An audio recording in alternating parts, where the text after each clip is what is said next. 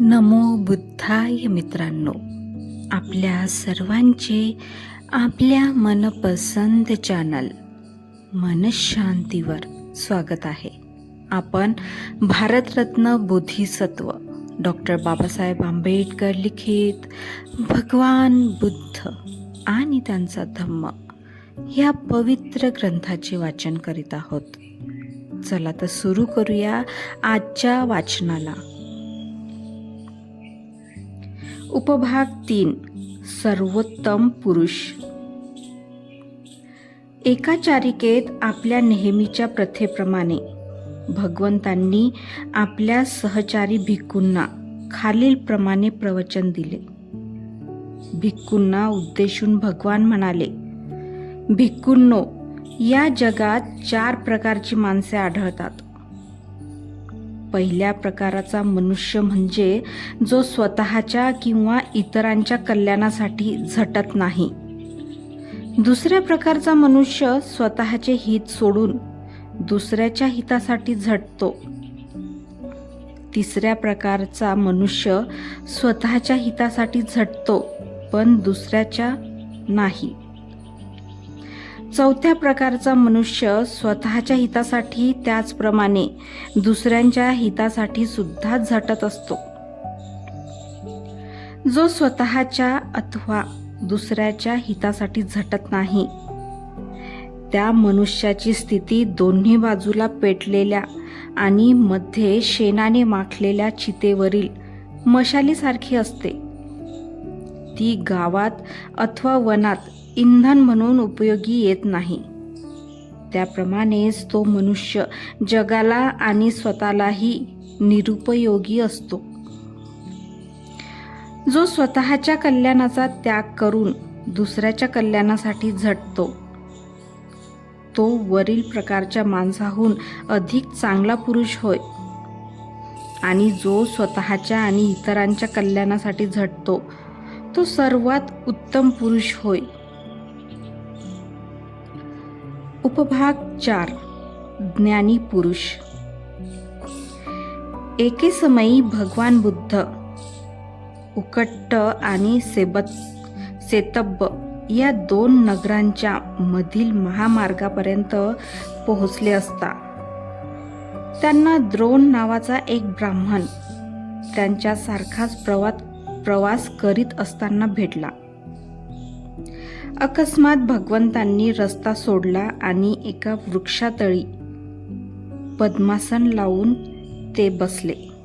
भगवंतांच्या पावला मागून पावले टाकीत जात असणाऱ्या त्या द्रोण ब्राह्मणाला त्या तेजस्वी, सुंदर, संयमी, शांत आणि संयत मनाच्या भगवंताचे दर्शन झाले. भगवंतांजवळ जाऊन तो म्हणाला, आदरणीय महाशय, आपण देव तर नाहीत? नाही ब्राह्मणा, मी खरोखर देव नाही. आपण गंधर्व तर नव्हेत? नाही नाही ब्राह्मणा, मी गंधर्व नाही. मग आपण यक्ष तर नव्हेत? नाही नाही ब्राह्मणा, मी यक्ष सुद्धा नाही. तर मग आपण मनुष्य नाही का? नाही ब्राह्मणा, मी मनुष्यही नाही. भगवंतांची अशी उत्तरे ऐकल्यावर तो द्रोण ब्राह्मण म्हणाला, तुम्ही देव आहात का, गंधर्व आहात का, किंवा मनुष्य आहात का असे विचारले असता आपण नाही म्हणता. तर मग आदरणीय महाशय, आपण आहात तरी कोण?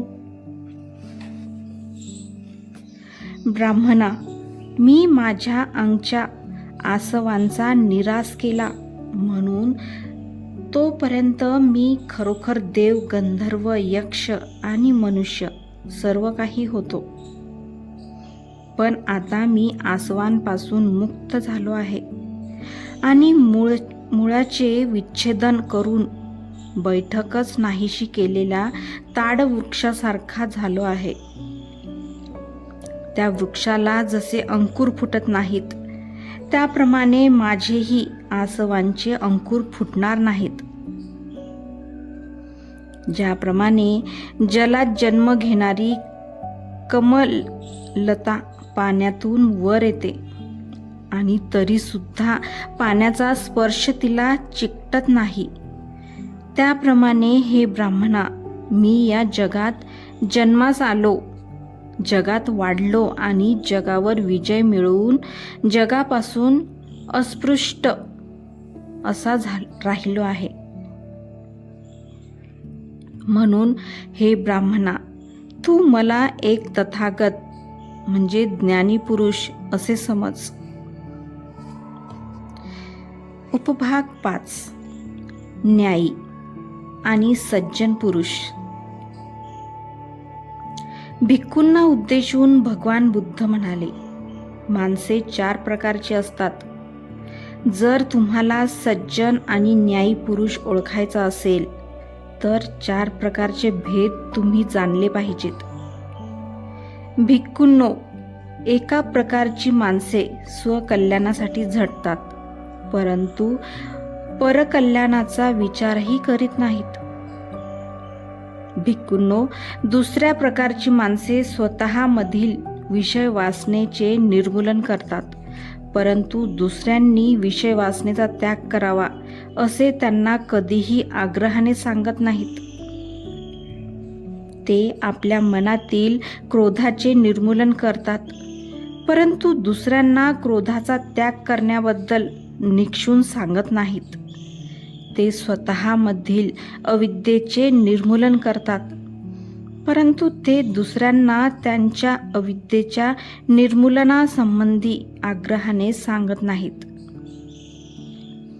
भिक्खूंनो, असा पुरुष स्वतःच्या कल्याणाचा मार्ग चोखाळीत असतो, परंतु तो दुसऱ्यांच्या कल्याणासाठी झटत नाही. भिक्खूंनो, दुसऱ्या प्रकारची माणसे ही परहितासाठी झटतात, परंतु स्वहितासाठी झटत नाहीत.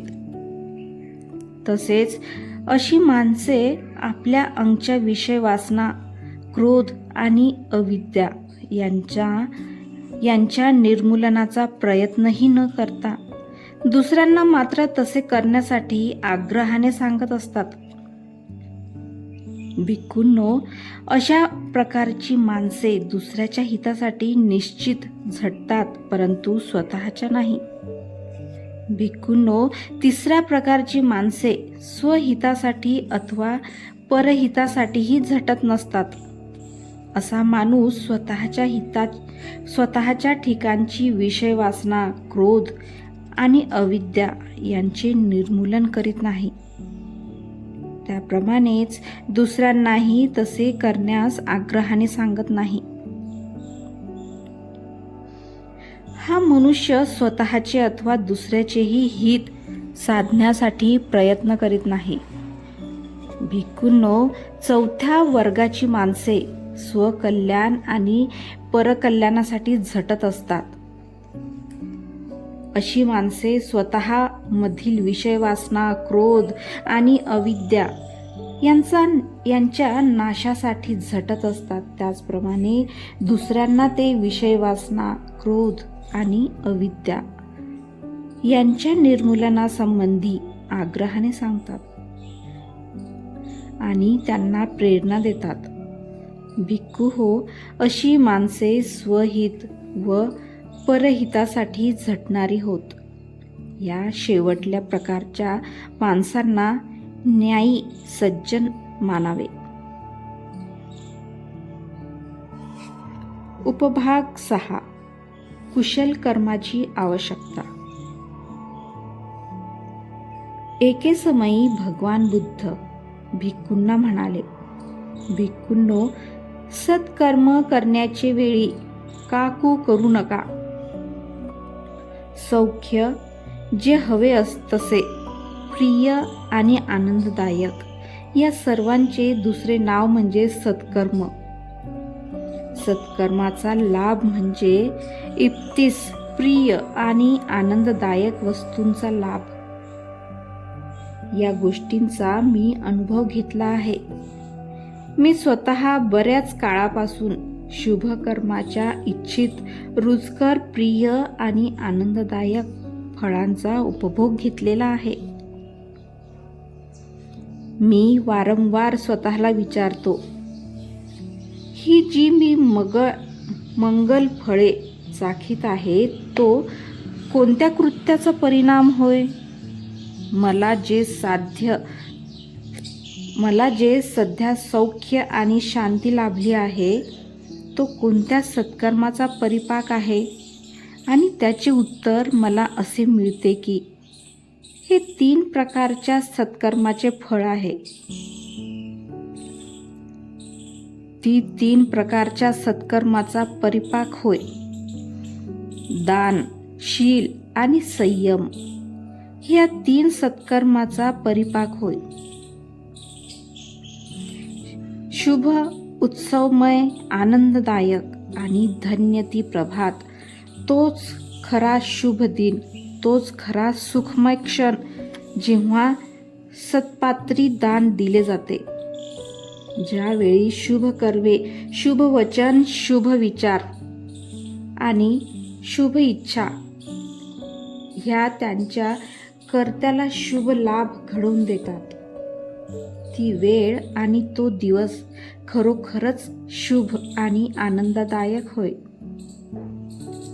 ज्यांना असा लाभ होतो व समृद्धी मिळते ते खरोखरच भाग्यवान होत, सुखी होत. भिक्खूंनो, तुम्हीही त्याचप्रमाणे निरोगी, निरामय आणि आपल्या आप्तेष्टांसह सत्यपथाच्या समृद्धीला प्राप्त करून सुखी व्हावे. मित्रांनो, आजचे वाचन आज आपण इथेच थांबवूया. धन्यवाद. तेरा मंगल, तेरा मंगल, तेरा मंगल होय रे. सबका मंगल, सबका मंगल, सबका मंगल होय रे. साधु साधु साधु. नमो बुद्धाय.